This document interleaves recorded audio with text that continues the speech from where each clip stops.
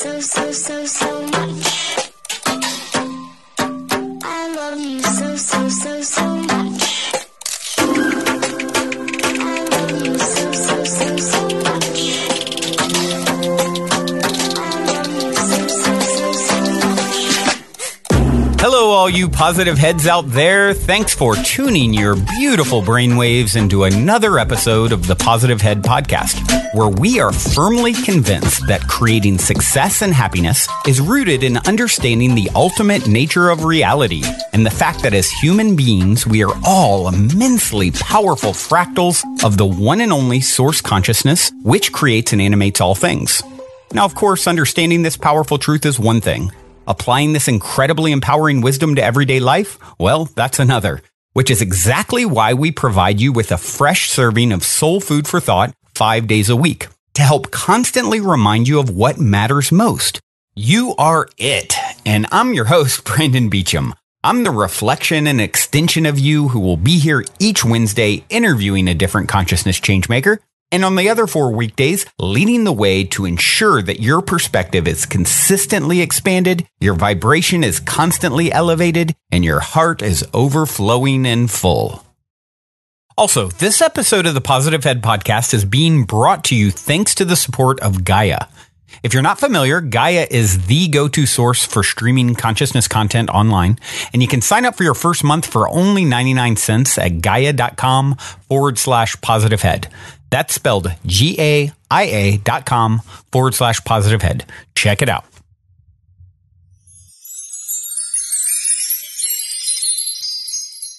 All right, all you positive heads, welcome back to another episode. So happy to be here with you guys, as always. Really excited to have my good friend Christopher Jackson here with me to help co-host and answer a question from a listener today. And actually, this question really went into a lot longer answer than I anticipated, and just all kinds of other topics. It just spun off into Chris has so much wisdom to share. And so what I've decided to do is actually break this into 2 episodes. So this is episode 1, and then you can catch episode 2, the second half of this. We'll find a good place to break it here, part way through. And then episode 2 will be coming out on the next daily episode. Chris, welcome, my friend. Howdy ho. Thank you. Howdy ho. Howdy ho.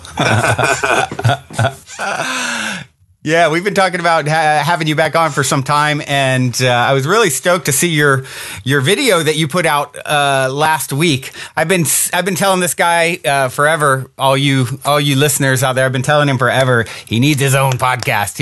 He's like definitely cut from the same cloth. He has a lot of information coming through him that the world definitely is ready for. And so this is a great way to kind of, help push you off that ledge. I know you're juggling a million and one things, but definitely every time, you and I have the conversations that we have, it's like you have so much good to share. So I look forward to helping to get it out there as much as I can and see where that all develops. Thank you. And yeah, man. So what we're going to do, guys, is we're going to take a few questions. And been getting a lot of great questions, and I know Chris will have some really unique insight as well. So we're going to get to those in a minute. Before we do, I would like to take a moment and read a review on iTunes. You guys know the drill. I love my iTunes reviews. They not only help us to reach new people, but certainly help to fuel my fire to continue this labor of love. And this one came in by Lisa CPT, and Lisa said the title is After 25 plus years of clinical depression.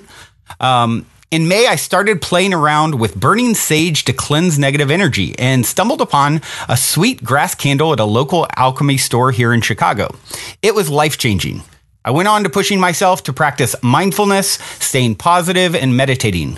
I stumbled upon this podcast in November of 2017 after 25 years of depression, 16 years of various therapist, group, individual, and psych wards, plus medications that made my quality of life worse. I am at peace with those failed attempts because this podcast has brought everything together since I introduced myself to a spiritual approach.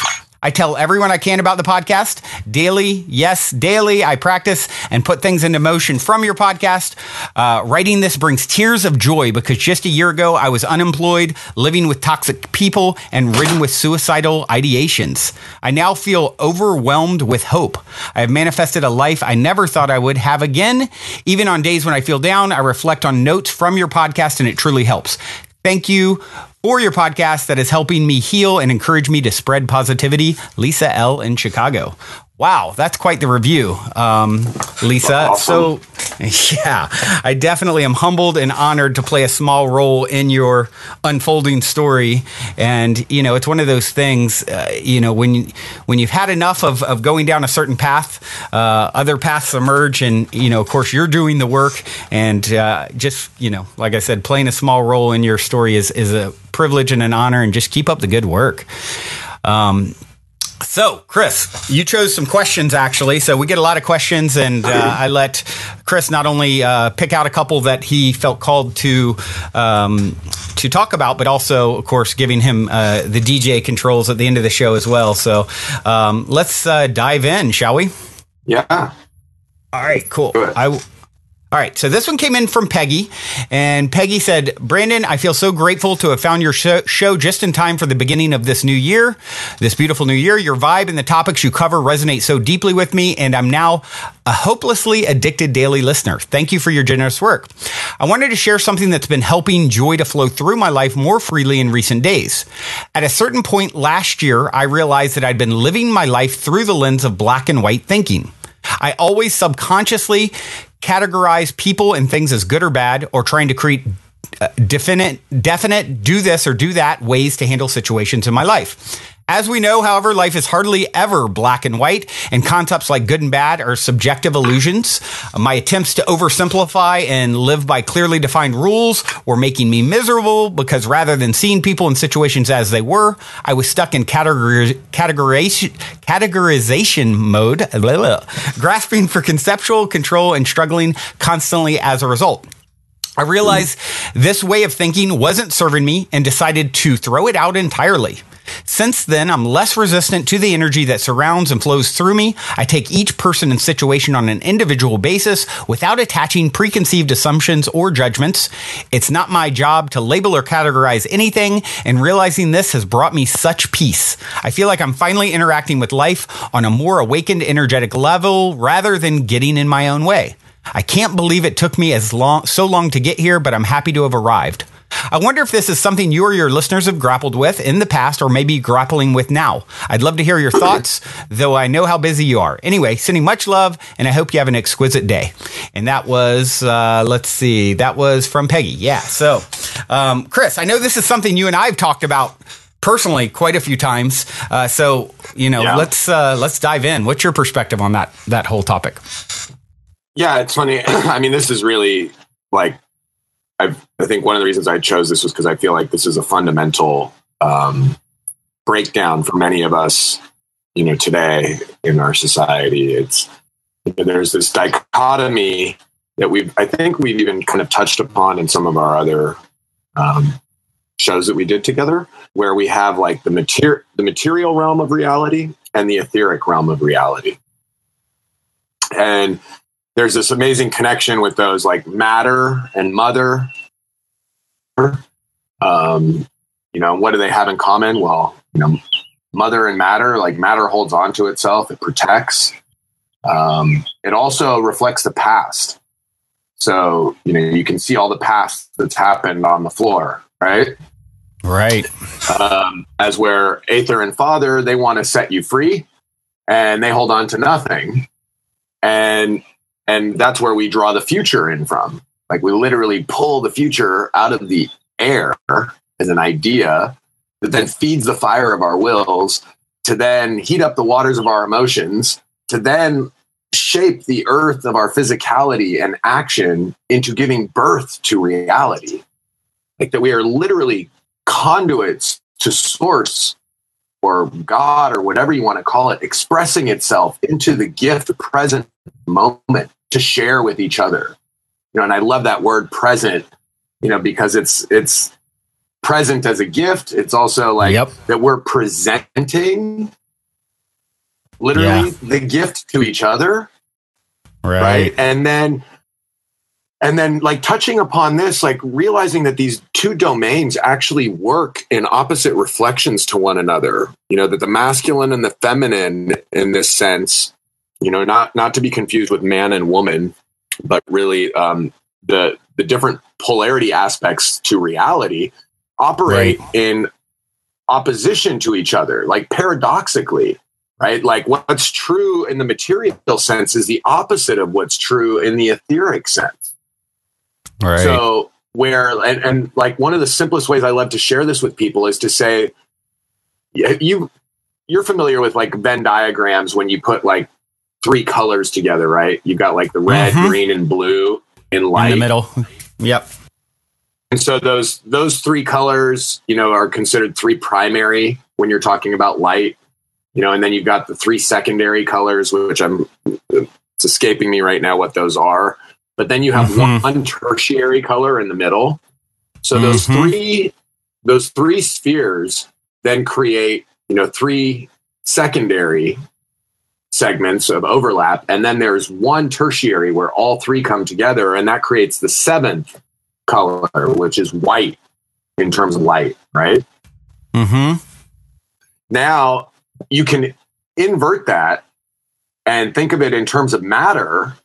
You put all color together in terms of light, you get white.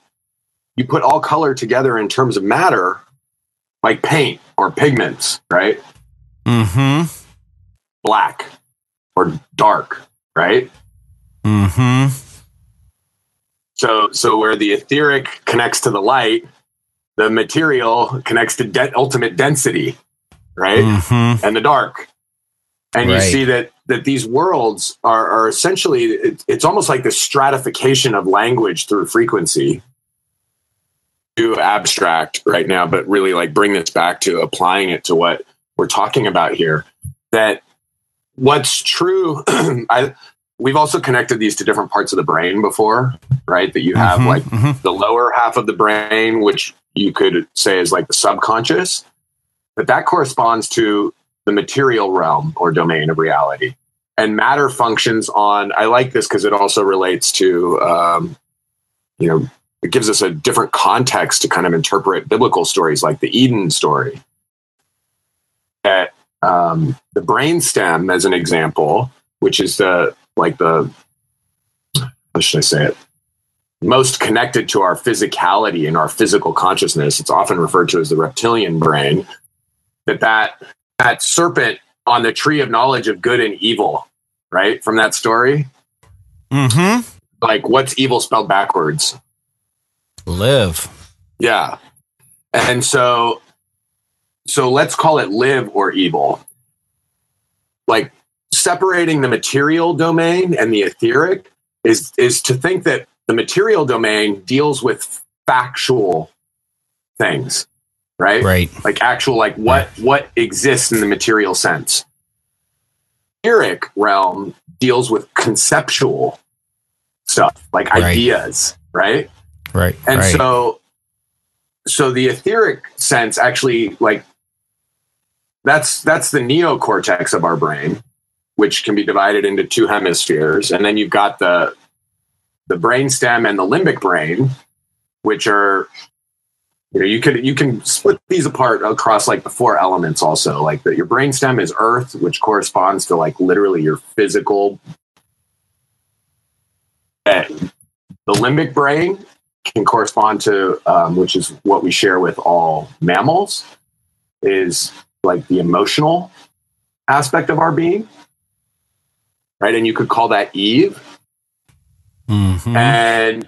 And then you look at the right hemisphere of our neocortex as fire, which we could call Adam. Right. And then the left hemisphere of the neocortex, you could correspond to the element of air or the divine father. Right. So the brainstem, earth, would be like the mother, the divine mother, Mother Earth, right? And then you've got here of the neocortex as being air, like the divine father sky and mother earth, right? Mm-hmm. Now you see that those things, now we start to look at the distinctions of what those worlds do and how they work, really well parallel to each other. Like the material consciousness, actually, like our brainstem survival instincts, like that reptilian consciousness is literally like the things that keep us alive so that we can continue to live in the gift of the present. Right? Keeps our physical body intact. So now when I said like, let's call it live or evil instead of good and evil, or good and bad. And this relates back to, what the Peggy question wrote to us. Mm-hmm. Yeah. Is that good and bad are ideals. They're ideas, right? Concepts. They're qualitative. Right. Qualities are conceptual, right? Mm-hmm. As where live and evil is just matter of fact. There are things that will support your physical existence staying intact, and there are things that will disintegrate your physical matter, right? Right. Is that all making sense? Totally. Yeah. I love where you're going with it, because it's such a different, it's such a different path than I would take, but yet such a fascinating way to sort of dive in and analyze this whole concept of good and bad. Yeah. And the thing I love about it is that I feel like right now in the consciousness realms, there is this kind of polarization that is happening. I've heard this often referred to. I think there's a book out there called The Dark Side of the Light Chasers, right? Where we kind of, part of our conscious evolution journey is to kind of come out of the darkness into the light. Mm-hmm. Very often we go from, what some people would say is like the bad, right? Or evil aspect of life into the good or the light. And in so doing, we're kind of reinforcing this dichotomy around life of good and bad, which basically, in that, I love bringing this back to the biblical story also, because it's like, it gives this empowering context to recontextualizing these stories in a way that really empower us, and transform our way of thinking, rather than being just a historical document, and dogmatic elements. Now we've got this kind of thing that, wow, it actually gives us a glimpse into deconstructing reality and really being empowered in it. The deal here is you look at, in that story, there's a part where it says that once Adam and Eve ate from the tree of knowledge of good and evil, they could no longer eat from the tree of life.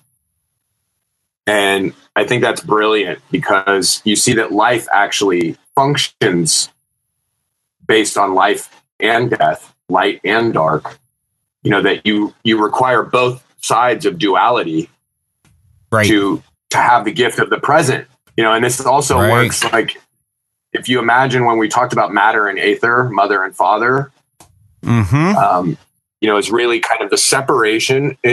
You can correspond this to the Big Bang concept, where everything was once one, right? And then it exploded or expanded, however you want to think of that, dramatically. And in that expansion, it actually, you have the separation of all that was once one now into polarization, where that which is most dense and that which is most light, or light and dark, or masculine, feminine, however you want to look at it. It also created the time space. Yeah. And then you have the theory that it will all collapse back on itself again. So it's sort of like the mirroring of separation, unification that I believe sort of plays out throughout eternity. You know what I mean? Absolutely. Like we go through these cycles. Yeah. Yeah. Well, and then inside of that, now where we're looking at these things is almost spheres, like circles. And I love the Venn diagram thing really works again here. And we've talked about this before. You've got, so the material realm on one side, which is reflects the past and mother. And then you've got the etheric realm on the other side, which, holds the future, right? And father. And where they start to coalesce around each other again and they intersect, you now have the past and the future where they come together. So one became two. Now where the two intersect, you get the Holy Trinity, or the three. Right. And then that shape that comes together, this is also like, brilliant when you start to see how perfect all of this stuff is. You get literally this vagina shape, right? Call it the cosmic yoni, which is the present. So where the past and the future intersect, you get the present, the gift, which is what we're born through. Right.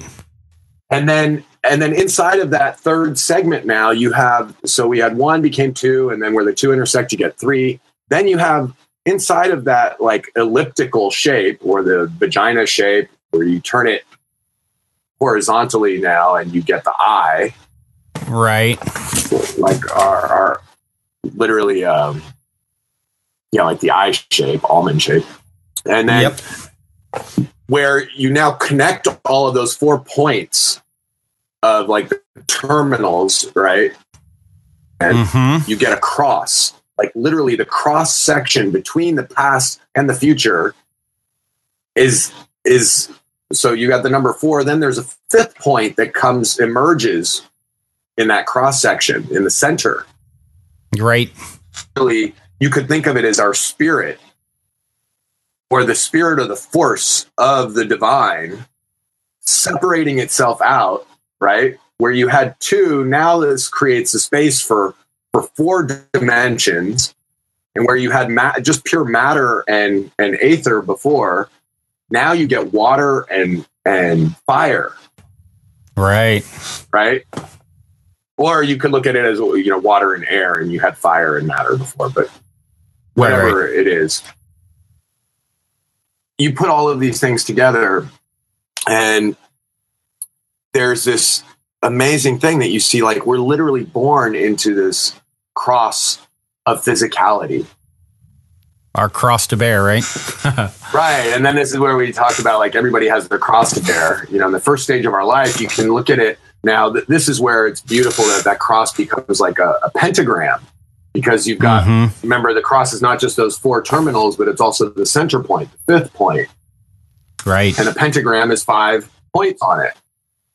When you look at it as a 2-dimensional representation, you see it as, a star. But you could also look at each one of those points as being a projection point, right? Right. So it's like projecting out that perspective of the whole, right? So now where you have like spirit, which is literally the center point or the force of separation, and it's also the space that holds 4 points together, right?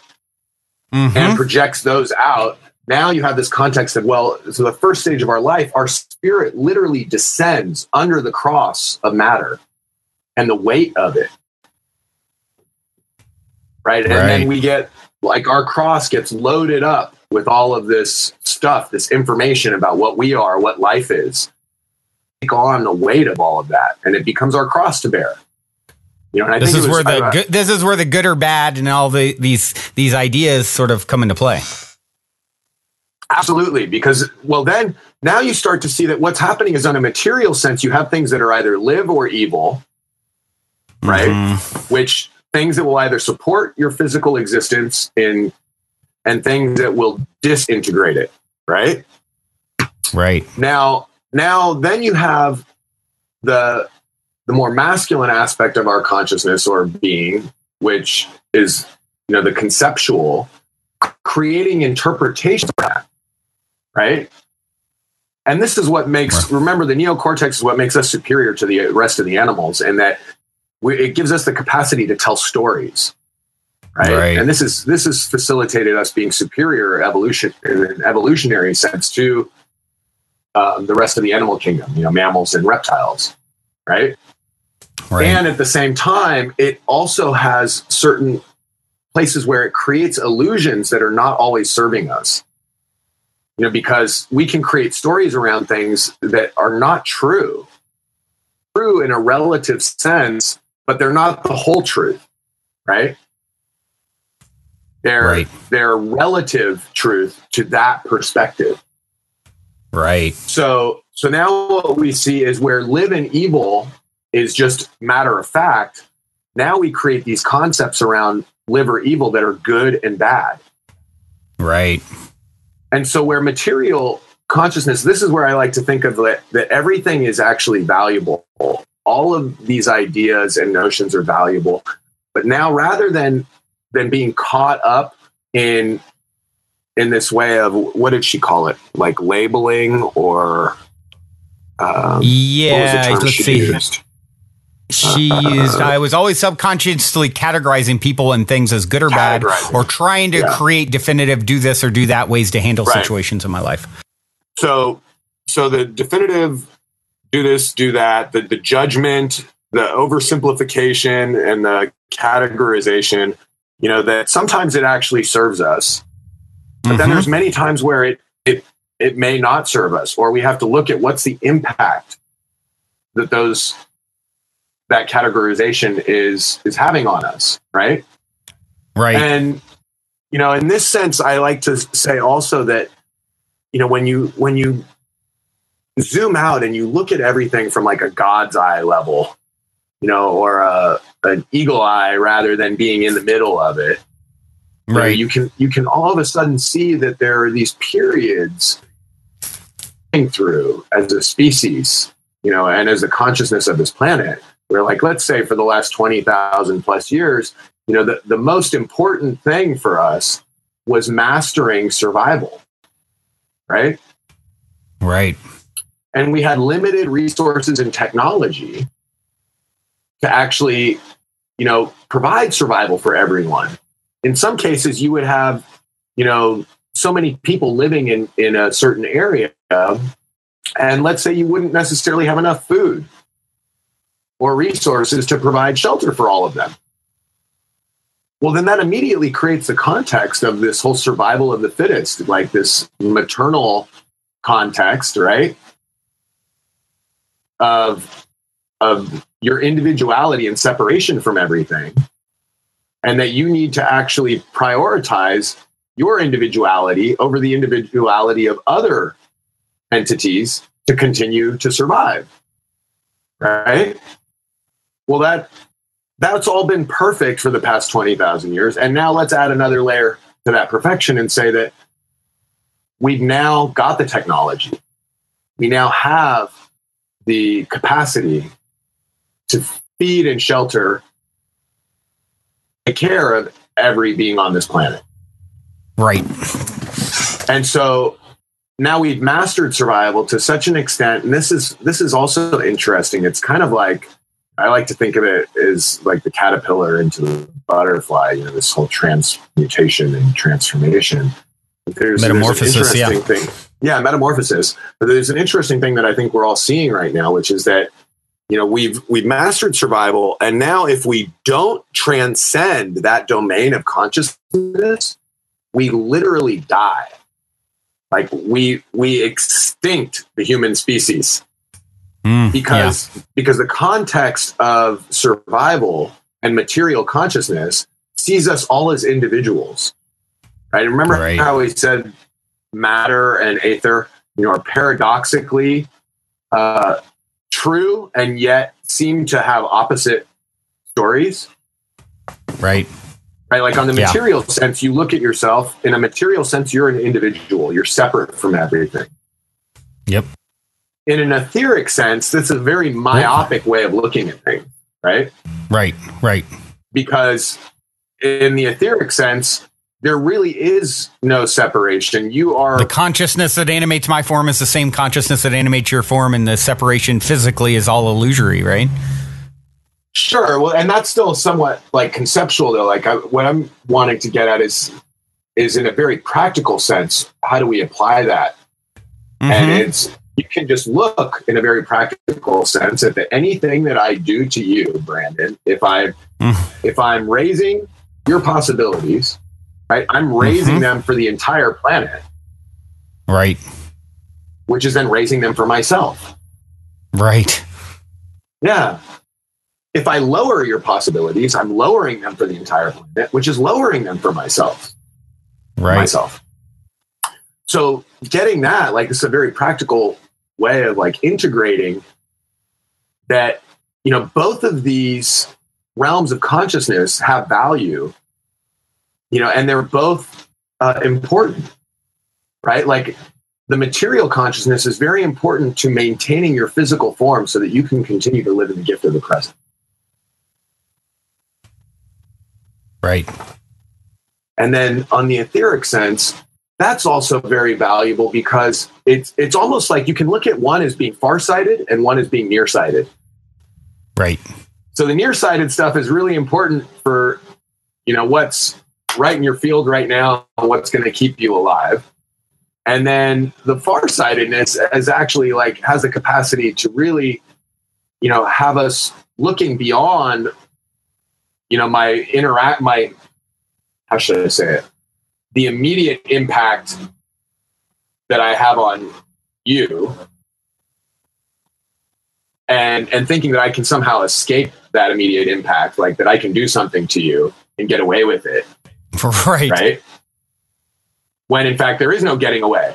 Yeah, it's like all deception, every deceptive act is an act of self-deception, is what I say, thinking of that very concept. Like people don't realize that you don't ever get away with any of the, you know, consequences of your actions and how, whether good or bad, you know, or, you know, positive or negative. Let's not call them good or bad. Instead, right. I know. Yeah.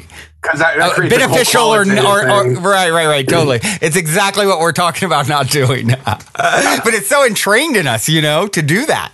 Yeah. Like, does it serve us in what we're committed to and what we want or not? Right. Exactly. And then, you know, what I also like to look at in this is, you know, you get the whole context from material and etheric domains as heaven and hell also. Like the etheric realm is the heavenly realm.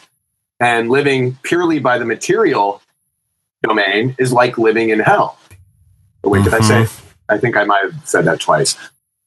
Etheric and hell is the material. Right. Right. In that context. And it's like when you look at pure survival consciousness, like dog eat dog sort of mentality, that's what we're talking about in terms of what hell is like, right? Mm-hmm. We're in opposition with each other. Everybody is a threat. And we, you know, have to, you know, kill or be killed. Right? Right. Consume or be consumed. And there's another like really beautiful distinction here that I love that is, you know, there's kind of what I'm looking at is like the goal for me, and I think for all of humanity in terms of like what we all really want deep down is to live in a space where we're able to feel free in our childlike essence to play. Right. And be safe and enjoy. Lest you become like a child. Right. Yeah, where we can literally be like the divine children, right? Where we all love, care for, and connect with each other. It's one of my favorite, you know, Jesus quotes, lest you become like a child, you can't enter the kingdom of heaven. That's awesome. Yeah. And then, you know, you've got similar tenets in Buddhism also. And so the brilliance in that is like, I'm starting to give these different, what I like to call like kind of reinforcing living in one domain versus the other. Right. Like, so if we contextualize all of our life in the survival realm and the material realm, then we get to live in hell. And it requires a lot of effort. Yeah. Because it basically puts matter on top of our spirit. Right. Right. So it's like our spirit is actually imprisoned by the density, you know, of this kind of material domain of consciousness. Well, when we transform or transmute this level of existence, now our spirit is actually able to, and I like this too because it actually works in the Christian mysteries of like the crucifixion, right? Like literally we're carrying this heavy cross, you know, like I think it was Saint Francis who developed the mysteries of the crucifixion, right? Or the stations of the cross. You know, and there's like Jesus falls 3 times under the weight of the cross. Right? You know, and he's wearing this crown of thorns, which has this superior way of seeing the world and operating. And he's the king of that world. And yet the pain that being a king of that world carries, living in hell. Right. Right? It's like a crown of thorns. And I also love that because thorns come from like a rose bush, right? And the what rose some say is the highest frequency is the rose frequency. I had a guy on, or actually, it's like the highest vibration is rose. So, right. So it's brilliant in a sense because you think about like in the material sense, you know, when you're living in the material sense, that kind of love is very thorny. It actually hurts because matter wants to possess. The whole context of material consciousness is holding on to physicality, right? And then the like divine eternal love is really anything. It actually, in not holding on to anything, it holds on to everything. Right. Right, you know, right. And this is the gift of this is what detachment gives us access to. It's so profound, you know, and yet it's also like to the material realm, detachment is scary as hell. Yeah. Right. Because it means that you have to have full faith and trust that you're going to be taken care of. And then you don't need to possess anything. Right. And when you tie that into, you know, this sort of lack of holding on to anything or holding on to judgments, right? In general, for example, just to give an example of Lisa, who I read the iTunes review earlier. Well, you know, let's look at her situation, 25 years of depression and all these things. And now where is she? She's overwhelmed with hope, right? So how could she have that feeling overwhelm of is not the word we're searching for, but like abundant with hope, overflowing. Right. Yeah, that was her word, but that she used. But yeah, absolutely. It's like it's a very good experience, or you know, there it is with good or bad again. An experience that lends a certain result that is desirable, a desirable outcome, and you can't have it without both sides of the coin from one perspective. So it's like you start to understand everything is like this, and all the quote unquote bad is ultimately serving the other side of the coin, and vice versa. And they're like, you know, they go together in a way that you start to say, okay, you know, my level of judgment is a sort of a testament to my level of ignorance, or, you know, lack of awareness. And it changes in the levity that comes with that. You're no longer carrying all of that, you know, all of that anger and things that are a byproduct of all the judgment and categorization. Well, yeah, and that categorization also, I love this too, because categorization comes from another like concept to me, which is rationalization. And I love that word also, you know, because I feel like honestly, all of the secrets to the universe are really hidden from us in plain sight. You know, when you start to actually look at these words, you know, and get into the etymology, they reveal so much. Totally. So if you look at source, right, everything that exists, like if we are to subscribe to this notion of God, right, then God created everything, right? Then at the same time, God is in everything. God is everything, right? Because you can't really separate a creation from the creator, right? It's like when you create a piece of art, it is expressed in that art, right? That art is you. On another it's your level. energy. It's your energy, a freeze frame in a sense of your energy. Right. So when we think about words like judgment or categorization or something like that, now basically what we're doing is we're rationalizing. We're literally in taking a point of view on something and putting it in a box, we're essentially, as soon as you put something in a box, you are now containing that thing. Mm-hmm.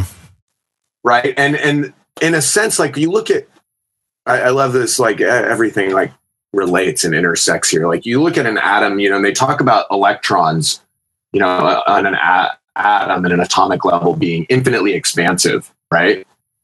Mm-hmm. But then when you put them under a microscope, supposedly the electrons collapse to be observed so that we can see them. It's kind of bizarre, right? Even that totally suggests something like, wow, that there's this interesting relationship between like object and observer. Yep. Right? That they're actually like one in a strange way, right? Yeah, the way the double slit experiment basically shows this. I don't know if you're familiar with that or not. Yeah, and so inside of that, it's like, where was I going with that? And I'm getting a little bit tangential and abstract here again. It's bound to happen, Chris, with you. Yeah. But it's always so good.